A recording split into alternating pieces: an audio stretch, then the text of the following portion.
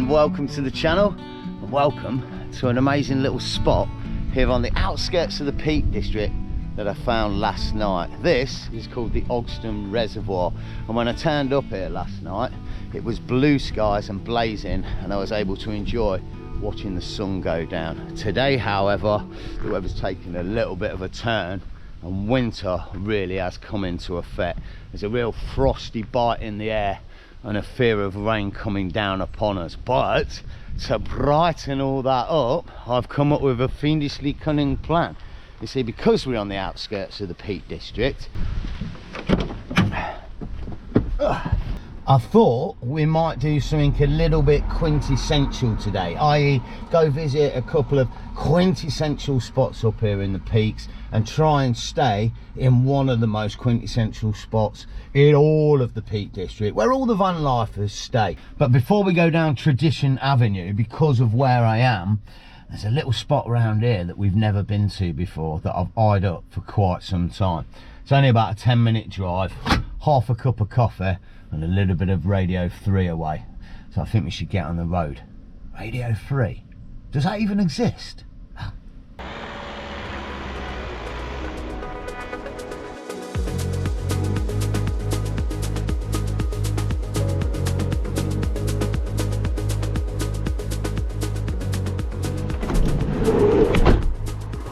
Ah, nice little meander to stretch the legs a little bit. What a wonderful looking little village. Check this out. It's all sort of oldie stony buildings and terraced houses from eons gone by. It's a real nice little village. I've no idea what it's called. It actually looks really Peak Districty, doesn't it? Even though we're not actually in the Peaks, we're still on the outskirts of it at the minute. We've just had the lowdown from the locals. The village is called Tensley, and I said to them I can't find out because I've got no signal on the phone, and they said the same. There's absolutely no signal there, and the chances are they're on different networks to me, which means possibly this whole village has no phone reception. That's really random for today's modern age, isn't it? Wow. Mine, with properties like this and an area like this, I'm not sure it's their main priority. Living the life is, I think. Look at that at the bottom of your driveway or road. It's beautiful.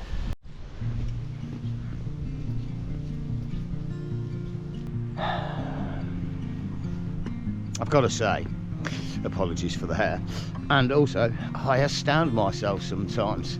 The trail we're doing is called the Tensley Knoll and Lumsdale Falls. Yeah, Tensley. Name's in the clue, isn't it? Well, the clue's in the name. Bloody hell. You know what I mean. Tensley, name of the village. Astounding. Well, there's something you don't see every day. 3 llamas. Oh, that's mental. All 3 of them are just staring at me. Are they even real? They don't look like they're moving. Oh, that's freaking me out. They are cute though. What are they even doing here? I mean, not the llamas, but why have people got llamas here? It's not wool, is it? Milk? Meat? I don't know.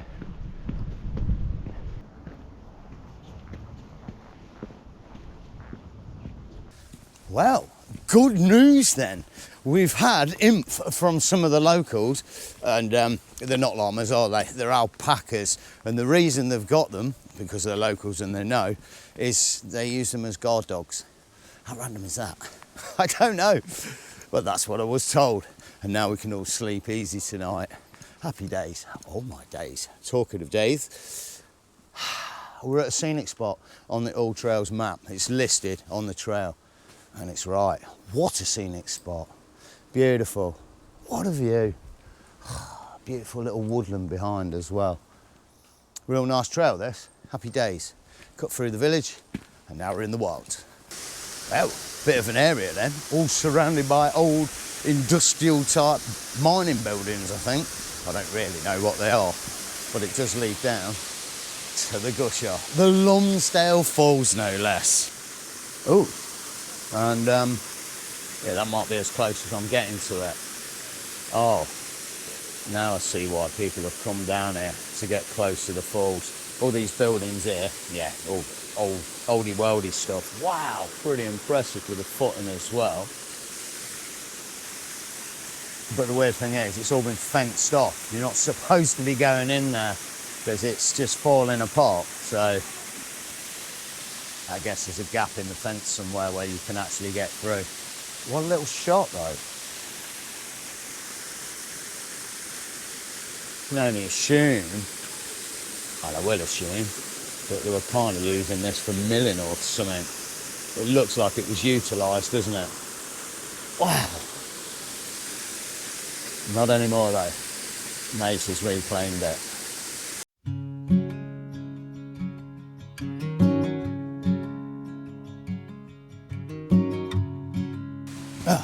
For now, what I think I'm going to do is slowly meander back towards the Red Dwarf and then take a drive into the heartland of the Peak District. But where I want to go is about an hour's drive from here. So for now, I think I'll catch you closer to when we get to the spot.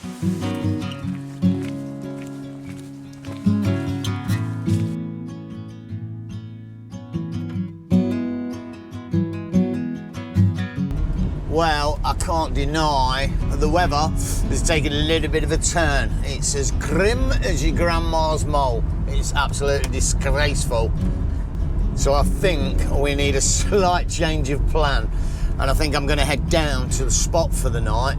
We can get snugly in there. I've got a few little things that I want to set up and try.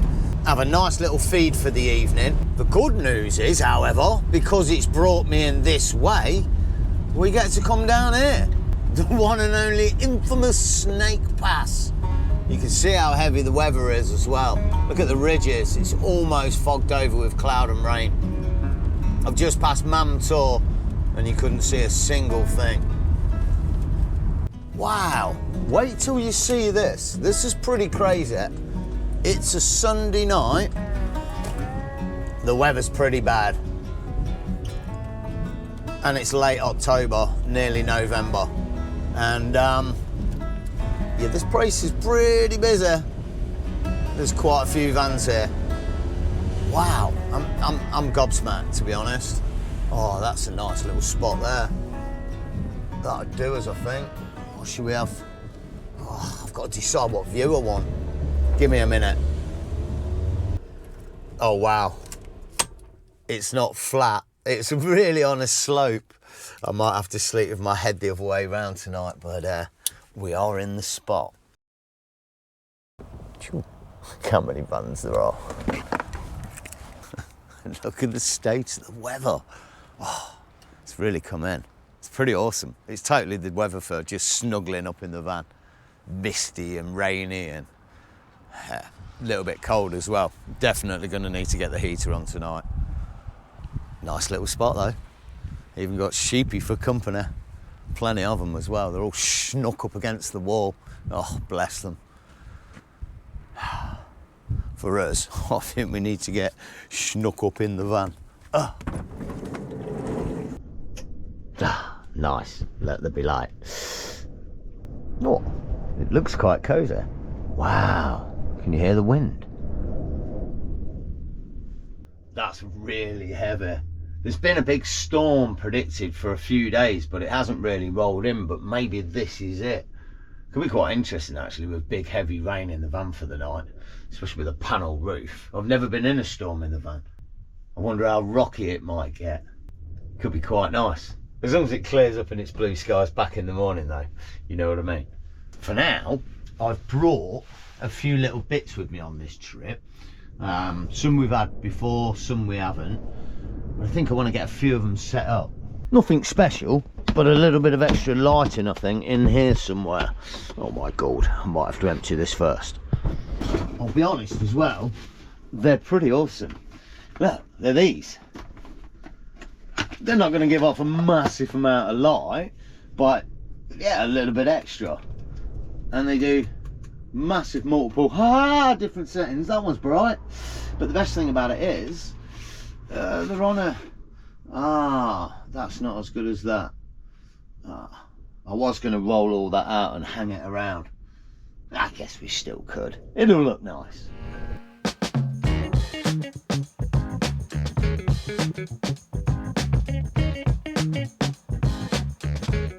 Well, a few hours later then, maybe one, and let me show you what I've done with the place.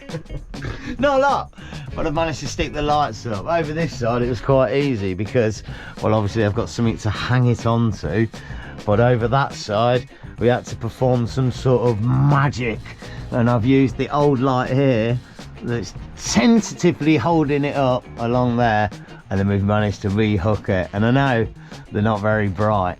It has given a little bit more light in that corner, but to set it off with the icing on the cake, I've got these. Somebody gave me them the other week. I think his name's Taff, or Taff's mate. Hey ho, it's disco mode. Oh my goodness. Hopefully this remote works with them and we can actually just set it to white. Oh yeah, that's pretty good. I'm impressed with that. Damn it, I could do with them on this end of the van. Oh well, at least it's all a bit more homely. It would be nice actually, when we get it sorted, to get some decent lights in the roof. I don't know whether to go for 6 or 8. I guess because it's a long wheelbase and 4, I'd probably go for 8. All depends, as I said in the last episode, what roof I go for. I'll tell you now, I've got a few main bits that I want to do within about the next 3 weeks. I want to get the floor sorted, the roof sorted,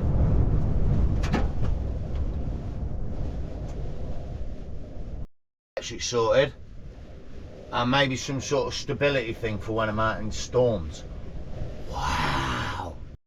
Also, I would like to get a diesel heater sorted, but one other thing that I need to get organised as I do the roof, which is going to be a little bit awkward, I need to run a rear camera. It's not going to get installed yet, but I need to put it into situ and run the cable, so when I go to install my stereo at a later point, it's all there and I haven't got to rip the bloody roof down again to do it. So I think it's 5 things that I need to do within about the next 3, maybe 3.5 weeks. Which I know in some respects sounds like quite a bit of time, even if you did it on the weekend and had all the things ready and were good to go with it. Should be enough time. But it's a big learning curve. I'm not even sure what things to order as yet, and on top of that there's the other normal things that go on in life that take your time up, so fingers crossed. We do, however, have a little bit of a current issue for tonight to deal with that I'm a little bit miffed about, if I'm honest. But I think first, before I explain it, I'm going to try and burn a meal for the night.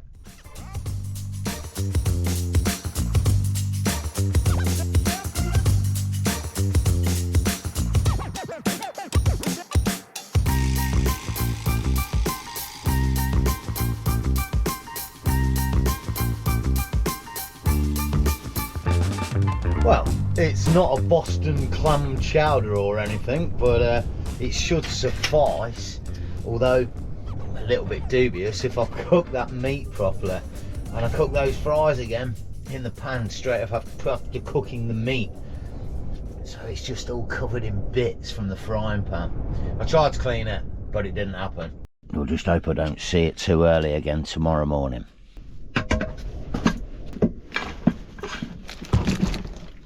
Well, belly full then, and here's our dilemma for the evening: the diesel heater. My idea was to get the wood from the cooker and put that on the arms of the chair in the front, and then sit this on top of it and have the exhaust pipe, i.e. this exhaust pipe, coming out, up, and then somehow going out the window. But looking at it now, I think we have 2 flaws with that idea. And that is these. They're just not long enough. The exhaust pipe, there's no way that's going to reach up and out the window. And I have got an extendable one of them, or rather a longer one, which I didn't bring with me. It's a little bit awkward to show you in here with the lack of light, but essentially the wood would sit on the arms and then the exhaust pipe bottom would come out about here, but it's only going to reach up to about halfway up the window, and I definitely don't want it touching the glass, so I'd basically have to have the window almost all the way open to use it like that. I think it's feasible to use like that, i.e. sat on a passenger seat or the driver's seat and go out the window so you can have the electrics inside, but I think you definitely need a much longer exhaust pipe and some sort of wood cut out for the window with insulation for the heat. For tonight, I think I'm going to try and use this. I've had this thing for about 2 years and I've never took it out the bag.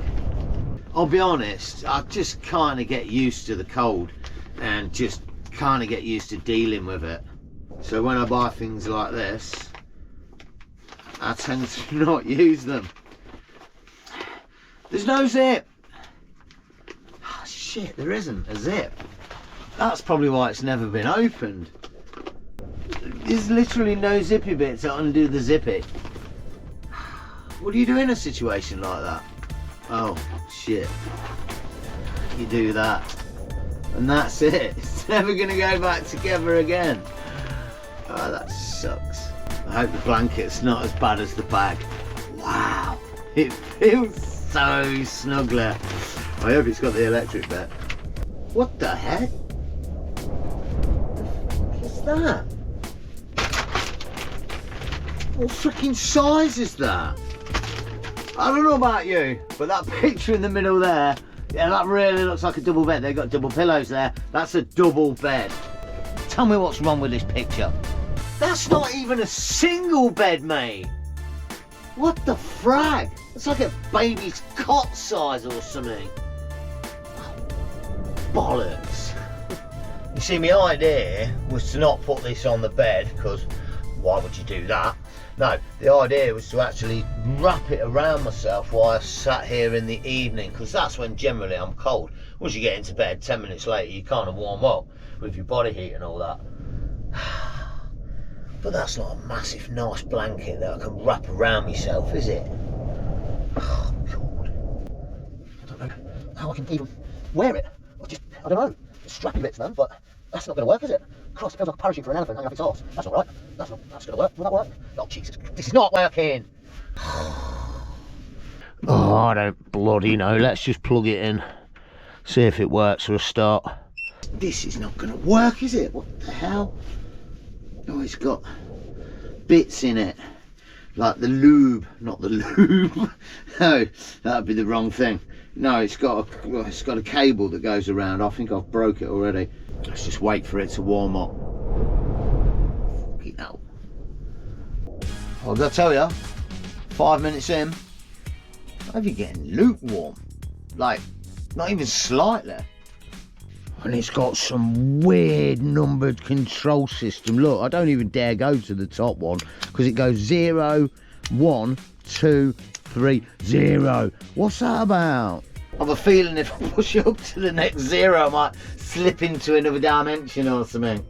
At least it might be warm there, because this is crap. It's doing nothing. I think it's broken. Bollocks. I've had it a few years. I wonder if I've still got the receipt for it. Probably not. Damn it. Well, then my butt feels warm, but I am quite flatulent tonight, so maybe that's just that. Oh, hang on. No, that is just fart. I can't work it out. If it's just getting warm, like where I'm actually touching it, or whether that is just because I farted a lot. Oh dear. It's certainly not getting warm anywhere else. 20 minutes later, and I've got to tell you, it's still not working. It's broke. And what the most annoying thing about it is, it's actually draining power from the power station to do nothing. Well, I say nothing, it's lighting that light, which is quite a nice light, but it's just not heating the element in the blanket. I mean, it works as a blanket, but not as a heated blanket. Could be another cold night. Taking over, need to converse. Walls are closing in around us. Feel the tension rising all over my skin.